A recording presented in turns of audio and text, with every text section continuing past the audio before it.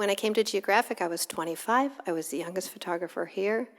Through the courage and foresight of Bob Gilka, he gave me opportunities, and I didn't completely fall on my sword on any of them. And I just had this opportunity to balance a crazy career with a life. And almost any time I speak, there'll be a young woman in the audience who says, "Can you really do it?" And I say to them, if you mean, can you have it all? No. Life is not without compromise. But can you find balance? And whatever the priorities in your life are, can you balance those with something you love? Absolutely. Because if I can do it with my crazy job and my crazy family, I think anyone can. So I would like to take you to see a little bit of the wonderful stuff I've been lucky enough to experience. And I'm going to start by telling you a story that happened to me when I was a very young photographer. It happened in 1980. And my first trip to Africa was to a country called Namibia. And we set out to find a very remote tribe, the Himba tribe. This was at a time when there had been 7 years of drought. And so this nomadic tribe was particularly distant now and trying to survive. We got a special vehicle to take us up to try to find them. And the first people I saw after looking for about 4 or 5 days were a group of 3 women and 2 kids, and they were down in kind of a little ravine. And I went down the ravine, and they looked at me as though I had landed by spaceship. They just stared, kind of open-faced stared, and I went down. And in those days, back in the olden days when we had Polaroids, I pulled out a Polaroid camera, and by way of making friends with them, I took their picture. Now, they didn't know what I was doing. And then I handed them the little white square, and they had no idea what I was handing them. But as their pictures came up on the Polaroid, all of a sudden the women just fell to the ground, literally rolling around, laughing and pointing and looking at each other and giggling. And what I finally recognized without a word of their language was they were saying, "This is you." "No, yeah, that's you. That's you? Yeah, that's me." Because none of these women had ever seen her own face before. They lived in a desert, in a drought. There were no reflective surfaces, and they recognized their own jewelry and clothing and bodies, but they were seeing their faces for the first time. I spent about 36 hours with this tribe because it was really tough to get in and tough to get out. And I learned so much from them. So I'd like to take you to meet them. That's me on the left, and you can see why they were a little frightened. Because really, they'd never seen glasses, and it turned out that they had never seen a Caucasian woman before. And they thought I was ugly, because in their culture, dark, ochre-covered skin was a thing of beauty. And, here I was wearing these ridiculous clothes, and I had this thing on my head, and I had these things on my face. But what I like about this picture is that doesn't it look like it's a couple of girlfriends talking? Just chatting. And we were, without the benefit of language.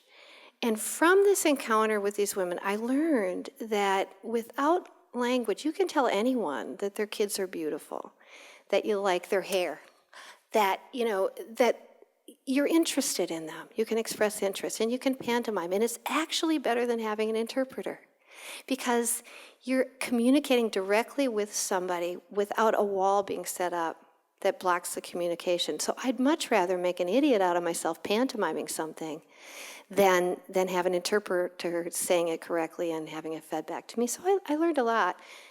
The reality for these women was pretty rough.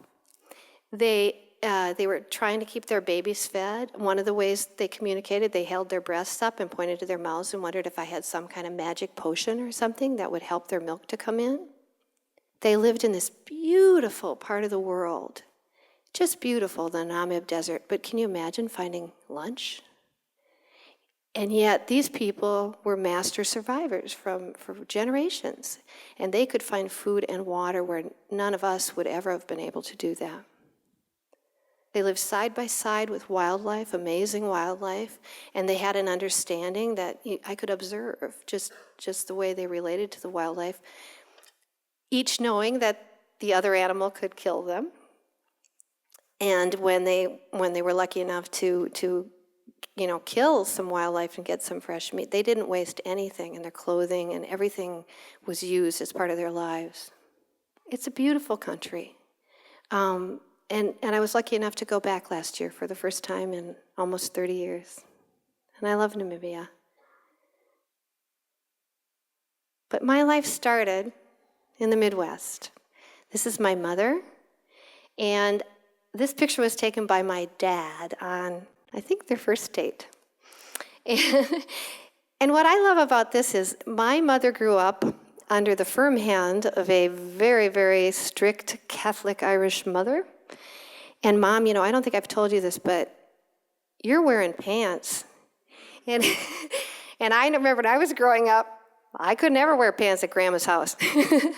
But my mother, this speaks well of her character. She somehow convinced this mother of hers to let her go for the summer to Glacier Park and be a waitress, which is greater than anything I've ever conquered, I'll tell you. And out there she met Dad, and Dad took this picture, and came back and built a life. These are my parents with me when I was really little. And this is how I grew up. I grew up classic, Midwestern, good people, hard work, not comfortable and happy. We didn't go anywhere except up to our little lake cottage, which is still in the family, I'm happy to report. This is, you can tell I'm the one in the white hat. I've always had quite a sense of style. But we just had, this wonderful life, but it didn't include seeing the world. But I somehow inherited my mother's wanderlust. Mom wanted to go anywhere, anytime. This is the picture that Mary Ann spoke about that was from my beginning photo class. And for many, many years, it was the only photograph I hung in my home, wherever I lived, because it changed my life. I, who was always going to be a writer, fell in love with a camera and the things I could do with it and see through it. And I changed my major after 2 weeks. I worked at the university paper, and then I went down to work for a really terrific rural daily in southern Minnesota that had a wonderful photo history. And, interestingly enough, it was great preparation for Geographic because we had no assignments. Our job was to fill the paper with things that were important. And that's very much how we work now. Once we have an assignment, Geographic photographers go off on their assignment, and nobody knows if they get out of bed in the morning. They just have to come back with the stuff. So this is a weather picture. This is an exercise class at a retirement home. It was thrilling stuff. Also down there, I developed a love for the land and for nature because it was really out on the flat prairie, and I came to love the flat prairie. And I just learned that in the simplest places, you really have to be able to find a photograph that communicates, whether it makes someone smile or cry or just read the caption below it. I've always said that if you can meet a shy Norwegian farmer and make it to his kitchen table, then you can conquer any culture on earth. And I learned that at the Worthington Daily Globe. Because Midwesterners are shy. It's funny, shy, friendly. Once you're introduced, they're very welcoming. But initially, they're very shy. I learned this a lot. I went to photograph at a Hutterite colony, and I arrived the first day, and I told them I worked for National Geographic, which they had never heard of, and that I was interested in photographing their community, and they said, well, we don't believe in photography. And I said, okay, well, can I spend some time with you? And they said, sure. And so they put me to work in the garden, and I went in and I snapped peas and I helped cook. And about the second day, they decided it wouldn't be so terrible if I photographed their kids, because, it's just their kids, and they all wanted pictures of their kids. By the third day, they were bringing me cameras to repair. Because the truth was, they loved photography, but they weren't about to let some stranger waltz into their community and just start snapping away. I had to earn it. And that was a great lesson for life for me, that you really need to earn it with people. And National Geographic's greatest gift to the photographers and writers is the time to do things new and well and to earn it, to earn those photographs. I wish I could say it's just because we're all so doggone talented, but the truth is hard work and time are the key ingredients that talent can't do without. This is the only manipulated picture in my book, and it's such a privilege to photograph. This I did for our kids magazine, and they were doing a story on a wonderful little girl a young lady who was a poet and a writer and a musician, but she was also born with Down syndrome. And she was 18, and she was at an age where she was painfully aware that she was a little bit different. And yet she wanted the same things that most 18-year-olds wanted. She wanted to be beautiful. She wanted to find love. She wanted to be seen as a grown-up girl. And the thing that was really terrifying to her was the thought of being photographed. So I actually spent 3 days with Melissa before I could photograph her, because I just needed her to get to a comfort level where she would allow me to do so. And it was like the last hour of the last day I was there, and I finally sat down and I took her hands in mine and I said, Melissa, you do not have to do this. You just don't. She was getting visibly upset because she felt she was disappointing me. And I said, honey, you don't have to do this. It's okay. It's okay. We tried, and you did your best. And it was really interesting when I said that to her and I gave the control to her. She said, well, I'm going to go in my room for a minute. And so she went into her room and she came out in this pink dress, her favorite dress, and she was ready to be photographed. And not only would she let me photograph her, she had ideas. And one of her ideas was she said, I feel like dancing. And so she ran down. I was up on the porch, and she ran down, and she ran into her backyard, and she just started dancing. And these are 3 frames of Melissa dancing, and we just put them together for my book because to me, it was only together that they really showed Melissa's spirit. This is a graduating class of a high school in North Dakota. I am always laughing when I'm taking pictures. I just think life is so funny, and it just makes me happy to find a way to look at something that has a little bit of a twinkle. And this is graduation at Annapolis. The truth for photographers is everything's been photographed. It's all been photographed. So our job is really to go out there and find a way to take a new picture of something that's been photographed once or a million times. This is from an assignment I had. I went out to photograph a family branding out in western Nebraska. And they lived so far out in the boonies that I had to get there the night before in order to be there in time for the branding, which started very early. So they let me stay in the ranch house. And I woke up the next morning, looked out the window, and this amazing sky was happening. I call this a mackerel sky. It was just gorgeous, and the horses were in the pasture, so I grabbed my camera, and I ran down to the fence, started shooting, so happy, Those things last for about 3 minutes. The sky started breaking up. I kind of gave a little cheer, and I turned around, and that's when I realized there were 4 or 5 cowboys leaning up against the fence, just looking at the crazy lady. And about that time, I realized that I was wearing a t-shirt and underwear because I just saw the sky and ran out there. And so needless to say, I was not very intimidating to these guys. And the rest of the shoot went rather well.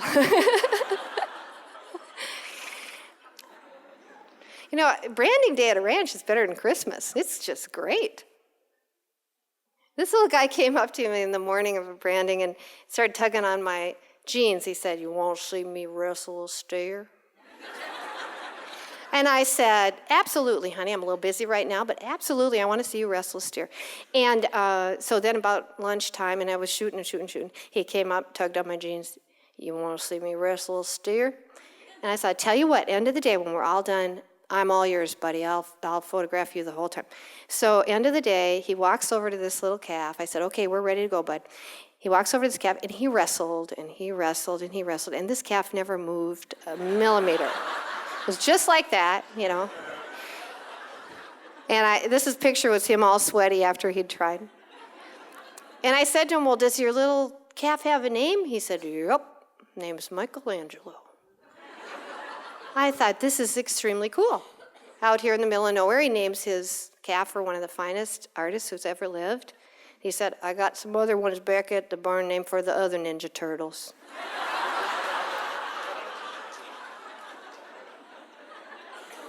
People are funny. Somewhere along the way, about a decade into this job, I met this guy. This is my husband, Don. And he was a writer here, and I was a photographer, and eventually we tripped over each other. And really fast, we were married, and we had the first one. And then we had the second one.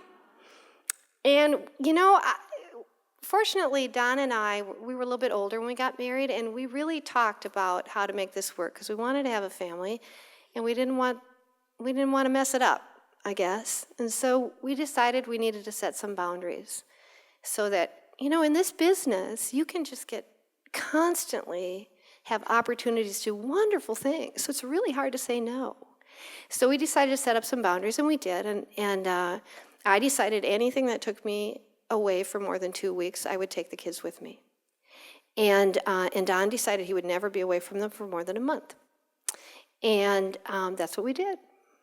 So the traveling belts headed out all over the world. The kids have both been to every continent except Antarctica, and I really want to take them there. This is in the Galapagos Islands. Charlie's favorite place on earth, I think. This is a Chinese opera. This is in New Zealand. And when we traveled, we never stayed in hotels. It was cheaper and way better for the kids to stay in neighborhoods, in an apartment, a beach house. We lived on a kibbutz once. And they just became fantastic travelers. I think I was really lucky, but we also did just really simple, basic things to make sure that they loved traveling. They were always comfortable. They always had their stuff. They were never stressed about things. And there was a lot of bribery involved also. And, they're great travelers to this day. They're incredibly flexible. And whether we were in, Europe or in the Middle East, they just hunkered in there like gypsies and joined the other children. This is South America,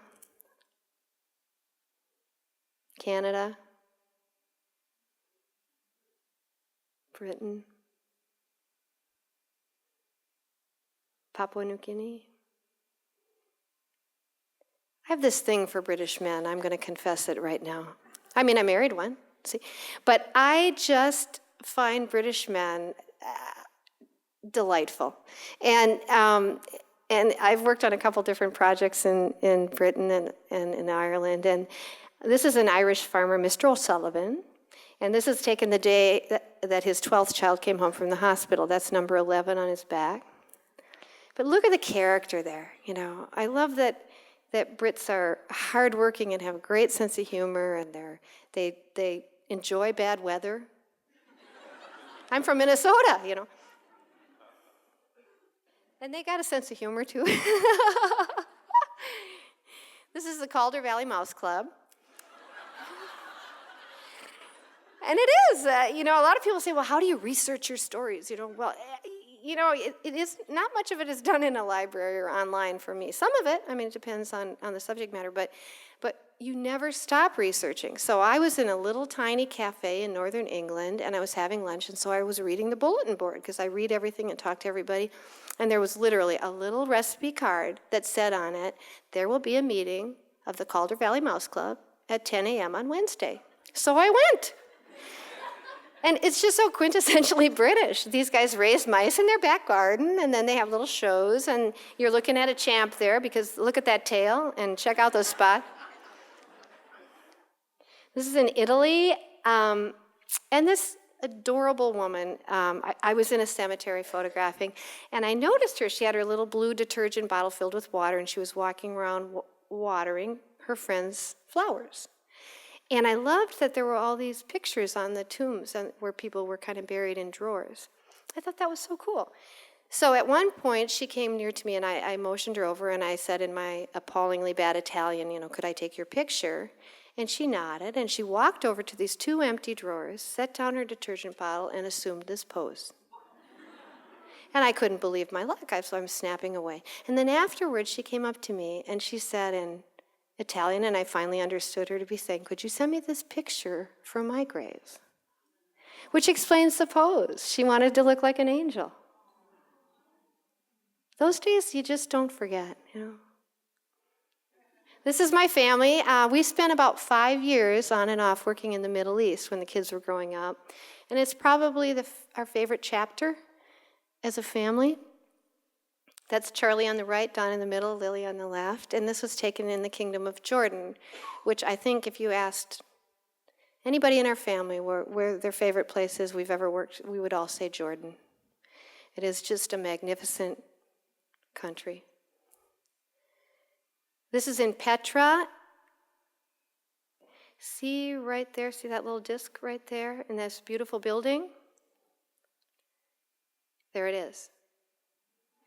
This is Petra is an amazing ancient city where the entire city, which at one time numbered, I believe, 30,000, was carved from the sandstone of Petra. And it's still there, and it's still beautiful, and it's one of the loveliest trips you can ever make. And it's much safer than Washington, D.C. So people ask me all the time, were you nervous taking your kids to the Middle East? And, I did my homework. These are my kids. I would never take them someplace dangerous. And I can tell you that apart from, individual horrible things like is happening in Iraq, and the Middle East is a safe and beautiful place. And boy, do they need visitors to understand and bring back the real knowledge of the Arab world. This was a story I did on Lawrence of Arabia, and I wanted, Lawrence traveled in the desert with Bedouin, and I wanted to go out with the Bedouin and camp and go on the Bedouin police patrol. But they were very reluctant. I couldn't quite understand what the problem was. And we actually ended up going through King Hussein's office because they were very, very reluctant about it. And I was trying to understand. But then they were, they were told, please take her. And there were 3 guys. And before we left to go out in the desert for a few days, they spoke no English. But first one came up to me in a very rehearsed English said, "You are our mother." And I said, "Thank you." And then the second Bedouin policeman came up and said exactly the same thing. "You are our mother." And at that point, what I realized was they thought I was terrified. Because in their culture, women don't go out into the desert with a group of men. And they were comforting me and saying, "We will treat you the way we would treat our mother." And they did. It was magic. There they are, my guys, my sons. But they gave me the best blanket and, the first cup of tea and a really nice Camel, and it was great. This is Charlie on the right. And I love this picture because you could take a look at my son's face. We were at a Bedouin wedding, and a big dust storm came up, and Don grabbed Lily, and I looked over, and Hamoudi, our friend Hamoudi, had grabbed Charlie and wrapped him up in a keffiyeh and headed out, and I was trying to hide cameras, and when the dust settled, this is the scene I found. And, honestly, if you look at Hamoudi, he could be central casting for, our highly prejudiced terrorist films. And yet look at who he really is. And, I look at this picture of my son and my friend, and to me it reveals the culture that I know, the most welcoming culture on earth. And so, of course, it's very hard for me to see how much fear has been, forced upon us. There's the camel that's in the book. There it is. These are the kids. I mean, they had the time of their lives. They're milking goats. They're running around rocks. They're riding donkeys and camels. And this is Lily learning to write in Arabic the way the Bedouin kids did, with a stick that's got a charcoal tip and writing on a rock. And Mahmoud's teaching her to write her name. Did a lot of work in Israel. This is in Jerusalem at the Mount of Olives, a Jewish man davening on a very special day. This is the Muslim quarter of the Old City, and the Old City is just amazing. It's just an amazing place. And you go down these skinny little alleys and you think there's nothing there, but then somebody takes you into their home. You go into a little doorway and there's a whole home in there. It's just a wonderful, wonderful city. This is a very traditional Jewish part of town, and it looks like it could be right out of a European shtetl. And life is just wonderful to observe. I wish I had an invisibility cloak. When the kids and I used to wonder about which superpower we wanted to have, I always said, I want the invisibility cloak. Because just to see life going on. In Israel, you see side-by-side religion and politics all the time. But it's actually kind of hard to get into a single frame. The comfort of it, And then you see tragedy. This was in a town we loved where actually there was some real cooperation between the Palestinians and the Israelis, and then somebody blew up a bus, and this is the family of the driver. It breaks your heart. And yet, everywhere you see this wonderful commitment to faith. And you see that people come from all over the world. These are Christians from Brazil. The whole world seems sort of, at least the monotheistic part of the world, is kind of invested in this little tiny place. And I am telling you can stand on a hill in Galilee and you see Jordan, and you see Syria, and you see Lebanon right there. It's so tiny, and yet the source of so much global angst. This is a little Greek Orthodox woman praying at the Praetorium on Good Friday, which is the holiest place for the Greek Orthodox. It's a place where Christ was condemned to die. And then it's funny. You turn around and it's life. This is on Purim, little guy's misbehaving. And the humanity. What I hope I bring back is the humanity. I really want to humanize any culture that I am lucky enough to be embedded with. And that's how you feel when you're working for Geographic. You're kind of embedded, if you're lucky. This was a wonderful ceremony in northern Israel, in Galilee. Very happy, beautiful ceremony of bonfires, followed by the day that the little Hasidic Jewish boys got their hair cut for the first time. And I really wanted to go. But it was gender specific, and there was nothing my religious fixer could do. They just, women couldn't be where the action was. And there's a lot, so many cultures are divided by gender, and you just have to look at it, not judgmentally, but just like, okay, we got a problem here, what do we do? So when I realized the answer was no, I just turned to my religious advisor and I said, so what if I went looking not so much like a girl? And he said, I love this idea. So I just went to the barbershop and got all my hair cut off, and I dressed in my husband's clothes, and I just went and said nothing, but passed as a guy and was able to get the photographs. And this is the next morning when the little boys are carried from rabbi to rabbi, and the rabbis cut their hair, cut a little lock of their hair and then give them a sweet. And it's just beautiful. Security in Israel is really a pain in the neck. And I can't tell you how much time you spend when you're working over there just getting permission to photograph things. And this was the final Friday prayer at the end of Ramadan at the Dome of the Rock and the Al-Aqsa Mosque. And, it's really scary for the Israelis to know that 200,000 Muslims are going to be trooping through the old city and up to the Dome of the Rock. And I couldn't get any permission except they said a military pilot could take me if I would fly no lower than 6,000 feet. Well, that's all the access I had, so I just took a really big lens and did an aerial of it. And you can just see this prayer that lasts 10 minutes, and this many people are in perfect rows on their carpets, being, practicing their faith, and it's extremely moving. I also wanted to be inside the Dome of the Rock on the last Saturday, the last morning of Ramadan, when at sunrise Ramadan breaks, and there are women all inside the dome. Well, I tried everybody for permission. It just wasn't going to happen. So my My last hope was the imam of the mosque. So I went to his home, and he was busy seeing a lot of important guys. But I heard some noise in the kitchen, so I went in, and his wife and his daughters were making dinner. So I just went in and started chopping vegetables and talking to them, and they invited me to stay for dinner. And then the imam came and sat down with us, and this lovely, charming, highly educated family. We had a really nice time, and at the end of dinner, I said, I asked his permission to be inside the dome, and he said, no, absolutely not. And so I went back to my apartment, a little, downcast, and about 4 o'clock in the morning, a woman came to my apartment and knocked on the door and said, dress modestly, bring one camera. And I followed her, and she created a diversion while I slid inside, and a group of women welcomed me into where they were praying, because the imam had said no, but his wife said yes.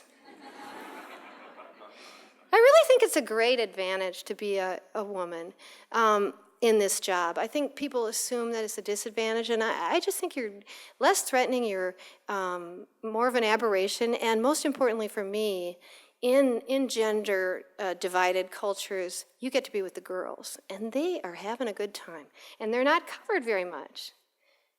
This is up on the Syrian border, a place called the Shouting Mountain, where when when wars happen and artificial fences are put up, then people are divided. So these Druze families were across from their neighbors and family and friends in Syria, and they literally came with megaphones and binoculars and stood and yelled back and forth to each other and caught up on the news. It was wonderful. This is a beautiful Bedouin woman, and we were at a wedding, and her little boy came up to me and said, would you photograph my mother? She is so beautiful. Isn't that cute? I said, absolutely, and she is. And she's a classic Bedouin woman, tough as nails and a heart of gold. This was a Druze wedding, and I ask a lot of questions when I'm going to cover something, and I was invited to this wedding, so I found out that the bride would be at her dad's house, and that when she heard the groom coming, because they play music and drums and things, that she must burst into tears and cry hysterically in order to honor her father and to say, I don't want to leave Dad, and also as a sign of modesty that she had no interest in leaving with this other man.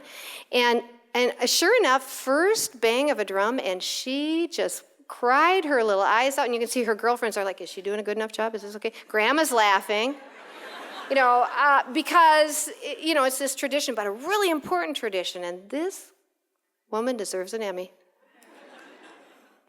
I am also really, really fortunate in that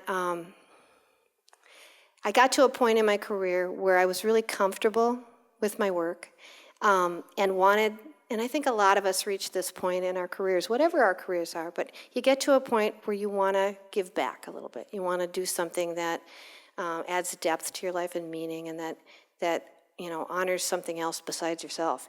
And so this is a project that I did a few years ago, and this was sort of at the beginning of me really deciding this was my priority in life. And it was called Last Stand, and my girlfriend Barbara Kingsolver wrote these beautiful essays, and it was an exhibit and a book, and through print sales, we managed to raise about $250,000 to help with little grassroots conservation efforts in the United States. And it's so wonderful. I mean, don't you love it when you take your job and you get to a point where you say, actually, what I do could make a little bit of a difference. It was so fun watching this wood stork with this alligator, because they did this little dance. The alligator would move 2 inches, the wood stork would take a step back. The alligator would go this way, the wood stork would get a little closer. It was choreography. It was just amazing. Choreography of survival. I also started working with my brother Bobby on projects for Habitat for Humanity. And that led to some projects with international aid organizations under the umbrella of a wonderful organization called Church World Service. And they're the fundraisers, and then they partner with aid groups all over the world. And what I love is that their focus is mainly on women and children. So this is Uganda. This is in Cambodia, the day they got clean water, the day they tapped the well. Also in Cambodia. My nephew's here, and his mom is Cambodian. See those, Sammy, or are you sleeping? Mexico in the maquiladoras. So what I do is every year I head out, usually in the spring, and I go to about 3 countries where people are having a hard time, and it's like 3 days per country, and you just go and see the amazing work that aid groups are doing. I mean, I go, it's kind of rough for a couple of days, and then I go to leave and I think, oh my gosh, these wonderful people are here 24/7 for months and years at a time. This is a Maasai school in Kenya. This is cane workers in the Dominican Republic. And I remember early on in my career, I was a little nervous. I think women photographers were, I remember Jody Cobb saying, I think they think we're just going to take little pink pretty pictures. And I do remember thinking, actually really sort of, saying I can photograph more than women and children. And now it is my distinct privilege to spend time with photographing women and children, because in most places they're the people that need the help the most. And it's very freeing. This is Hurricane Katrina, and this was this little woman who lost her home. This was her 90th birthday, and the guys who were working on her house brought her this cake. And there you can see one of them's up on the roof fixing her roof. This is also from Katrina, just what happened to somebody's photo albums. It's a great tragedy, what happens when you marinate a city for 3 weeks. It's one of the greatest tragedies I've ever seen in terms of, challenging. This was shot of a minister whose church was burned down in South Carolina, and the only thing left was the baptismal font. So that's what he's standing on, and you can see back there where his church used to be. And this organization was helping him build a new church. This is in Honduras after a hurricane, and a lot of people were coming for health and clinical aid. This is in a horrible, horrible refugee camp. The saddest one I've ever seen. I've spent a lot of time in refugee camps, and they range from places that give people dignity and hope to really rigid tragedies. And this is up on the Sudanese border, and it's a tragic place. But about 2 years after I shot this picture, because I was really worried about this woman and her children, I was in Richmond, Virginia, and I was at a refugee office, and I looked up on the wall, and this picture, which was made into a part of a calendar, had been taken out and pinned on the wall. And I said to the refugee guy, boy, that picture looks kind of familiar to me. And he said, yeah, and she's doing great. And I said, you know her? He said, oh yeah, they're one of our families, and they're all doing great. And she works at Popeye's Chicken, and her husband's at Home Depot. And I just tell you, it just bowled me over, because if I've ever been in a hopeless place, this was it, and they made it. This is the best refugee camp I've ever been in. These are people who are on the Thai border with Burma, and there's been a civil war in Burma forever, and there are a lot of Burmese refugees who come over. But this wise aid organization said, these people just need food, that's it. They need a place to live and food. And so they turned the entire camp over to the people, and they had their chiefs and it was like villages. There were no fences, there was no security, and they were farming, and food, supplemental food was being brought into them. And what a fat, happy baby, it works.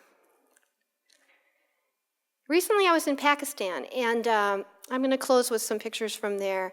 I went there because of the earthquake. I went back after, they were closing the refugee camps and the people were trying to recover from it.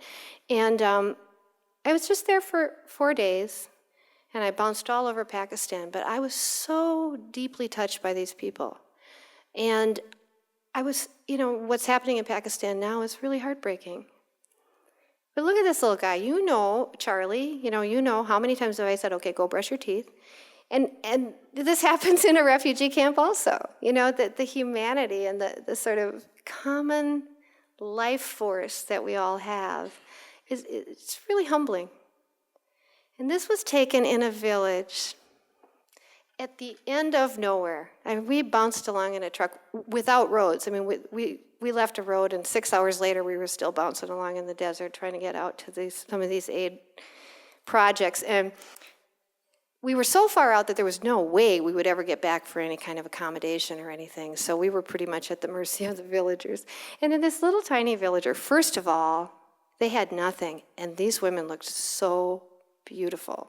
And here I was in like these khaki pants and this bad shirt, and I'm trying to be modest. So I got a horrible scarf on, and they all just had this incredible grace and beauty about them, and they were fun. And after a while, I was with a guide, and she and I sat down. We were cooking around the fire, and finally the women started laughing hysterically.